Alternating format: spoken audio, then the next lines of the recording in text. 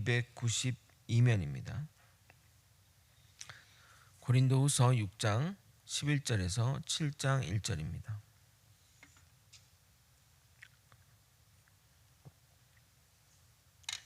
저와 번갈아 교독하시겠습니다. 고린도인들이여, 너희를 향하여 우리의 입이 열리고 우리의 마음이 넓어졌으니 너희가 우리 안에서 좁아진 것이 아니라 오직 너희 심정에서 좁아진 것이니라. 내가 자녀에게 말하듯 하노니 보답하는 것으로 너희도 마음을 넓히라. 너희는 믿지 않는 자와 멍에를 함께 매지 말라. 의와 불법이 어찌 함께하며 빛과 어둠이 어찌 사귀며 그리스도와 벨리알이 어찌 조화되며 믿는 자와 믿지 않는 자가 어찌 상관하며 하나님의 성전과 우상이 어찌 일치가 되리요. 우리는 살아계신 하나님의 성전이라. 이와 같이 하나님께 이르시되 내가 그들 가운데 거하며 도로 행하여 나는 그들의 하나님이 되고 그들은 나의 백성이 되리라. 그러므로 너희는 그들 중에서 나와서 따로 있고 부정한 것을 만지지 말라. 내가 너희를 영접하여 너희에게 아버지가 되고 너희는 내게 자녀가 되리라. 전능하신 주의 말씀이니라 하셨느니라. 함께 읽겠습니다. 그런즉 사랑하는 자들아, 이 약속을 가진 우리는 하나님을 두려워하는 가운데서 거룩함을 온전히 이루어 육과 영의 온갖 더러운 것에서 자신을 깨끗하게 하자. 아멘. 이 사도 바울의 삶은 복음 전파에 최적화된 삶을 살았습니다. 그는 복음에 자신의 삶을 맞춘 것입니다. 정말 그의 삶은 그의 고백처럼 사나 죽으나 주의 영광을 위해 산 삶입니다. 그가 복음 전파에 사용한 무기들은 다 하나님의 것이며 하나님의 능력입니다. 자신의 지혜와 언변과 능력이 아닌 하나님의 능력을 의지하였기에 오히려 그가 계속해서 사명의 길을 갈 수 있었다는 생각이 듭니다. 오늘은 우상 숭배에 관한 이야기를 다루고자 합니다. 우리 신앙의 최대의 적이자 뿌리 깊고 유서 깊은 우상 숭배에 대해 생각해 보는 시간을 가지도록 하겠습니다. 깨달음과 또 은혜가 있기를 예수님의 이름으로 소망합니다. 사도 바울은 사명자의 격정적인 마음을 토로한 후에 잠시 숨고르기에 들어갑니다.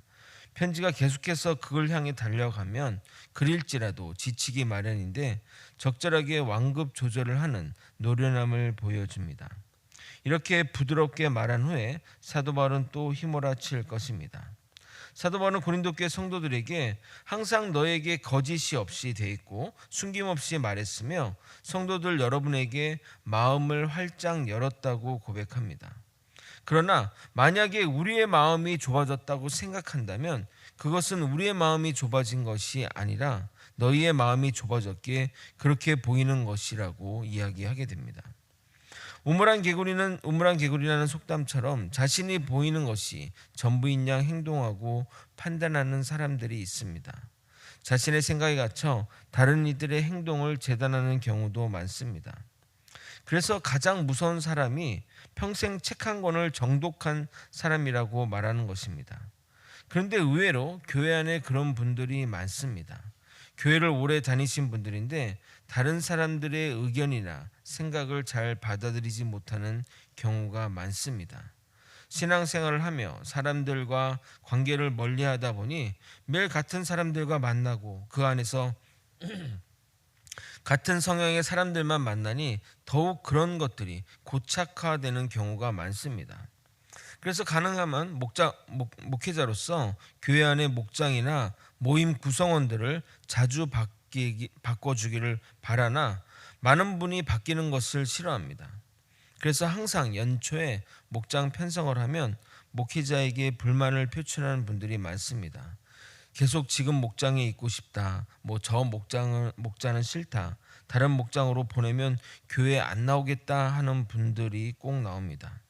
제가 이렇게 이야기하는 이유는 절대 그런 이야기를 하지 마시라고 말씀드린 겁니다. 다양한 사람을 만나 교제하고 다양한 이야기를 들으므로 우리의 믿음과 신앙이 성장하게 되는 겁니다. 교회 모임은 친목회가 아닙니다. 우리의 성장과 발전을 위해 쓰여지는 일종의 도구라 보시면 됩니다.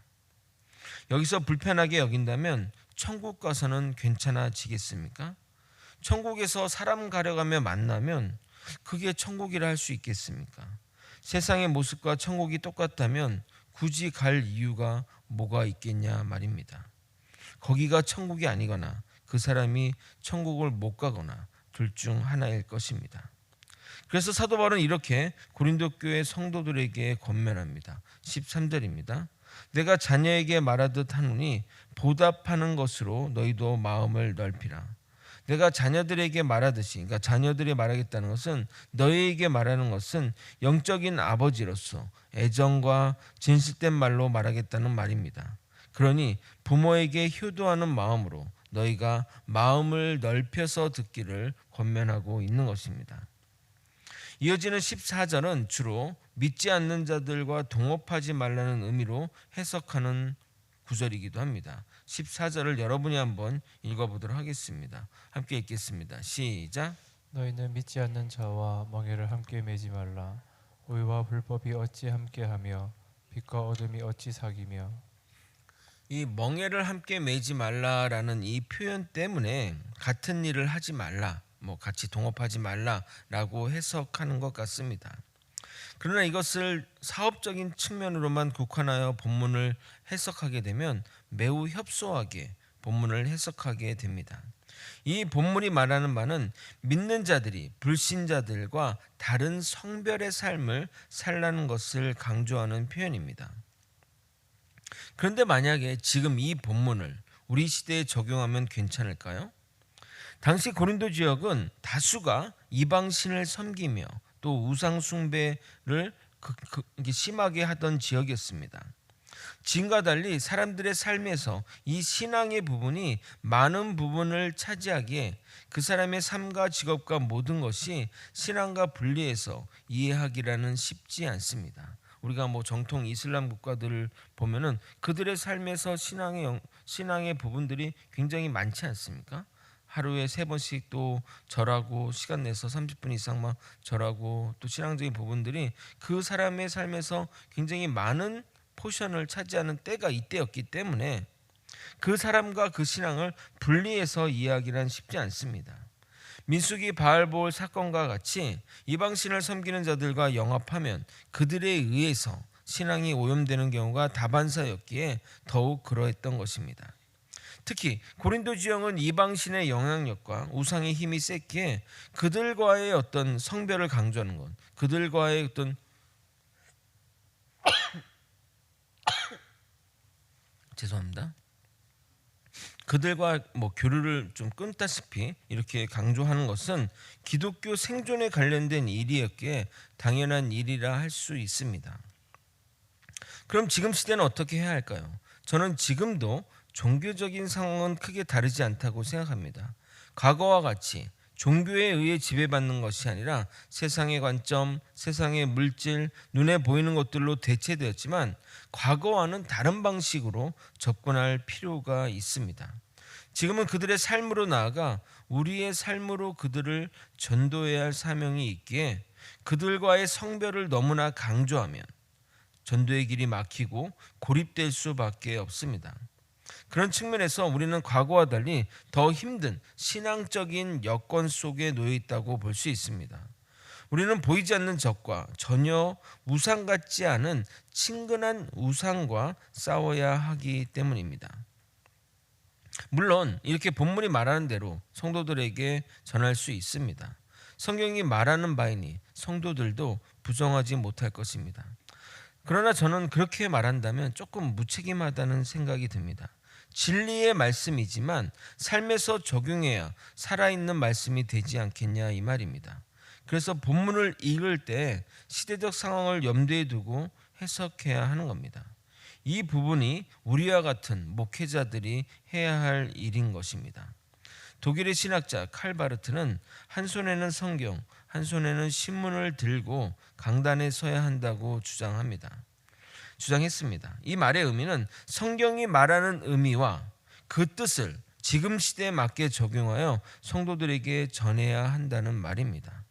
적용할 수 없는 말씀은 좋은 음식을 먹었지만 소화하여 배출하지 못하는 음식을 먹은 것과 마찬가지입니다. 반드시 말씀이 삶으로 녹여져야 하는데 그 역할들을 사역자들이 일정 감당해야 하는 것입니다. 사도 바울은 믿는 자와 믿지 않는 자의 구분을 다양한 비유로 설명합니다. 의와 불법, 빛과 어둠, 그리스도와 벨리알, 하나님의 성전과 우상으로 설명합니다. 여기서 벨리알은 사단을 의미한다고 보면 됩니다. 그런데 다른 비교와 달리 하나님의 성전과 우상의 비교가 단 한 번에 눈에 들어오지 않습니다. 그러나 여기서는 대조의 의미로 사용한 것이 아니라 하나님의 성전은 하나님의 임재가 하는 장소이기에 우상이 세워질 수 없다는 의미로 쓰인 것입니다. 여기서 일치가 데리오의 원어적인 의미는 함께 모시다는 의미이기 때문에 하나님의 성전에 우상이 어떻게 함께 모셔질 수 있는가, 함께 세워질 수 있는가라는 의미로 쓰여진 것입니다. 16절을 한번 읽어보도록 하겠습니다. 하나님의 성전과 우상이 어찌 일치가 되리요? 우리는 살아계신 하나님의 성전이라. 이와 같이 하나님께서 이르시되 내가 그들 가운데 거하며 두루 행하여 나는 그들의 하나님이 되고 그들은 나의 백성이 되리라. 사도 바울은 하나님과 우상이 같이 거할 수 없다고 얘기하면서 동시에 사도 바울은 우리가 살아계신 하나님의 성전이기에 우리가 우상을 섬기는 일이나 우상 숭배자와 교제하는 일이 결코 있을 수 없음을 밝힙니다. 왜냐하면 우리는 하나님의 백성이고 하나님이 우리 안에 거하시는 우리의 주인이시기 때문입니다. 우상의 문제는 주인의 문제입니다. 내가 누구를 주인을 삼느냐가 우상과 연관이 있습니다. 하나님을 주인 삼은 우리는 결코 우상이나 그 어떤 것이 주님의 자리를 대체할 수 없습니다. 대체한다면 우리는 하나님의 백성이 아닌 것입니다. 그리고 이어지는 17절은 그러므로라는 접속사로 시작합니다. 제가 그러므로라는 그 말이 나오면 어떤 의미라고 말씀드렸습니까? 기억나십니까? 결론을 내리면서 실천적인 내용을 담고 있다고 말씀드렸습니다. 17절을 여러분이 한번 읽어보도록 하겠습니다. 함께 읽겠습니다. 시작. 그러므로 너희는 그들 중에서 나와서 따로 있고 부정한 것을 만지지 말라. 내가 너희를 영접하여. 앞에서 서술한 대로 이 본문을 그대로 삶에 적용하기란 조금 쉽지 않습니다. 그러나 그 본문의 중심적인 뜻을 따라 불신의 상황에서 벗어나 악한 것을 취하지 않는 것으로 적용하면 될 것입니다. 그러니까 그들과 나와서 따로 있다. 뭐 이렇게 하면 이제 그냥 단절, 그냥 그런 의미이기 때문에 이 부분을 조금 더 우리가 조금 이 뜻을 생각해서 조금 지금 시대에 적용해야 된다는 말입니다. 우리는 우리를 유혹하는 자리에서 피해야 합니다. 절대 맞서 싸워서 승리할 수는 없습니다. 악은 우리를 어떻게든 악으로 끌고 가려고 합니다. 갖은 방법으로 우리에게 접근하기에 우리가 우리의 믿음으로 승리하기에는 무리가 따릅니다. 또한 우리의 믿음의 깊이도 잘 모르지 않습니까? 여러분의 믿음을 자신할 수 있을 분이 누가 있겠냐 이 말입니다. 저도 저의 믿음을 자신할 수 없습니다. 요셉이 보디발의 아내에게서 도망간 것처럼 우리는 우리를 유혹하는 곳에서 나와 부정한 것을 멀리해야 합니다. 그러면 우리는 하나님의 백성이 넘어 하나님의 자녀가 되는 축복을 받게 되는 겁니다. 이것이 하나님이 우리에게 하신 약속의 말씀입니다. 이 약속의 말씀을 붙들고 주님을 두려워하는 가운데 영욕을 더럽히는 것에서 자신을 깨끗이 하여 거룩함을 온전히 이루내는 믿음의 성도가 되어야 합니다. 7장 1절을 읽고 설교를 마무리하도록 하겠습니다. 그런즉 사랑하는 자들아, 이 약속을 가진 우리는 하나님을 두려워하는 가운데서 거룩함을 온전히 이루어 육과 영의 온갖 더러운 곳에서 자신을 깨끗하게 하자. 아멘. 결론을 얘기하는 겁니다. 말씀을 정리하겠습니다. 사도 바울은 자식에게 하는 마음으로 고린도 교회 성도들에게 권면합니다. 이방신이나 우상을 숭배하지 말라는 말씀입니다. 왜냐하면 하나님과 우상은 같이 존재할 수 없기 때문입니다. 그것에 대한 현실적인 조언은 구별된 삶을 살면서 우리를 우상으로 이끄는 그 상황과 환경에서 벗어나야 합니다. 그리고 부정한 것을 만지지도 말아야 합니다. 그러나 이 말은 우리가 불신자들과 단절된 생활을 하라는 것은 아닙니다. 만약 그렇게 살고자 한다면 세상 밖으로 나아가야 할 것입니다.